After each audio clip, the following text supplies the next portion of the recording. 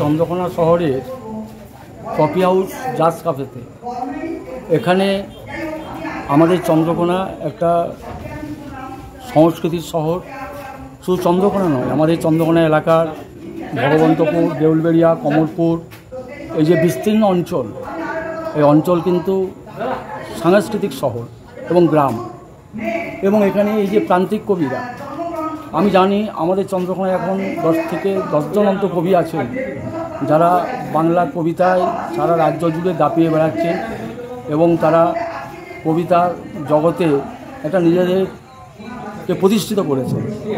এবং সেই জায়গায় দাঁড়িয়ে আজও কিন্তু চন্দ্রকোনার কবিতা এগিয়ে চলেছে এবং সেই উদ্দেশ্যকে কেন্দ্র করে আমাদের যেটা মূল উদ্দেশ্য, যে বিভিন্ন এলাকার সঙ্গে একটা শিকড়ের সম্পর্ক স্থাপন করা, কবিতার সঙ্গে কবিতার নিবিড় যোগ গড়ে ওঠা এবং চন্দ্রকোনার কবিদের সঙ্গে অন্যান্য জেলার কবিরা, আমাদের জেলার মধ্যে বিভিন্ন মহকুমার কবিরা, তাদের মধ্যে একটা নিবিড় সম্পর্ক গড়ে ওঠা। তরুণ কবিরা এখানে এই কবিতা পাঠ করতে এসে অনেক কিছু শিখতে পারবে, তারা জানতে পারবে। এবং এই নবীন এবং প্রবীণের মিশ্রণে আজকে দীর্ঘ এই আমাদের যে যাত্রা, আজকে আমার 48 বছর জীবনের যাত্রায়, সাহিত্য চর্চার যাত্রায় আমার চন্দ্রকোনায় অনেক কবি উঠে এসেছেন। আর এখনকার তরুণ ছেলেমেয়েরা চন্দ্রকোনা থেকে খুব ভালো কবিতা লিখছে, যা চন্দ্রকোনাকে সমৃদ্ধ করছে এবং আগামী দিনে আরও সমৃদ্ধ করবে। আরও এইটাই মূল কথা। এবং চন্দ্রকোনার কবিতা যে পিছিয়ে নেই, অনেকে হয়তো জানেন না, তাই চন্দ্রকোনা সম্পর্কে অনেক বিরূপ মন্তব্য করেন যে চন্দ্রকোনায় সাহিত্য চর্চা হয় না, চন্দ্রকোনায় কবিতা লেখা হয় না। কিন্তু তারা জানেন না চন্দ্রকোনায় যে 8-10 জন কবি আছেন, তারা কিন্তু সারা বাংলা কবিতার জগতে নিজেদের আসন সুপ্রতিষ্ঠিত করেছেন এবং তারা অনেকটা অন্তরালেই থাকেন, নীরবে থাকেন, নির্জনতায় থাকেন। তারা শুধু কবিতাটা নিয়ে থাকেন, হই হট্টগোলে থাকেন না।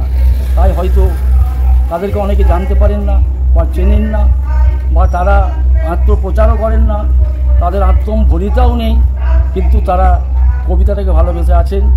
এবং সেই ব্যাপারটাকে কেন্দ্র করেই আজকে আমাদের চন্দ্রকোনার কবিতা এগিয়ে চলেছে। এবং আজকে মেদিনীপুর, হুগলি এবং বিভিন্ন প্রান্ত থেকে, খড়গপুর, ঘাটাল, দাসপুর থেকে, বিভিন্ন অঞ্চল থেকে, ক্ষীরপাই এবং চন্দ্রকোনার কবিরা মিলিয়ে আজকে এই আমাদের লেটস টক পোয়েট্রি, যেটা আমাদের কবিতার অনুষ্ঠান, আজকে আমাদের অনুষ্ঠিত হলো। তো আমরা সবাই খুব খুশি, কবিরা এসেছেন এবং খুব জমাটি অনুষ্ঠান হলো। আজকে মোট এই অনুষ্ঠানে কতজন কবি এসেছেন আমন্ত্রিত? আজকে এখানে কবি এসেছেন 50 জনের উপর। 50 জন। আচ্ছা, আপনার এই অনুষ্ঠান দিয়ে, কবিতা অনুষ্ঠান দিয়ে নবজাগরণে নবতরুণদের উদ্দেশ্যে আপনি কী বার্তা দেন কবিতা নিয়ে? এখন এই যে বর্তমান কবিতা যে লেখা হচ্ছে, অনেক কবিরাই কবিতা লেখাটা থেকে শিখতে হবে। কারণ নতুন কবিরা কবিতা পড়েন না, অন্যের কবিতা শোনেন না এবং তারা চর্চা করেন না। তাই নতুন প্রজন্মকে চর্যাপদ থেকে যে বাংলা কবিতার ধারা, এবং যেটা আলংকারিকেরা বলে গেছেন যে যা শ্রেষ্ঠ কাব্য তা বিষয়ান্তরের ব্যঞ্জনা করে, বাচ্চার্থে পরিসমাপ্ত না হয়ে বিষয়ান্তরের ব্যঞ্জনা করে। এই বিষয়ান্তরের ব্যঞ্জনাই হলো কাব্য, যাকে বলা হচ্ছে অলঙ্কার শাস্ত্রে বাক্যং রসাত্মকং কাব্য। কাব্য হচ্ছে সেই বাক্য, রস যার আত্মা।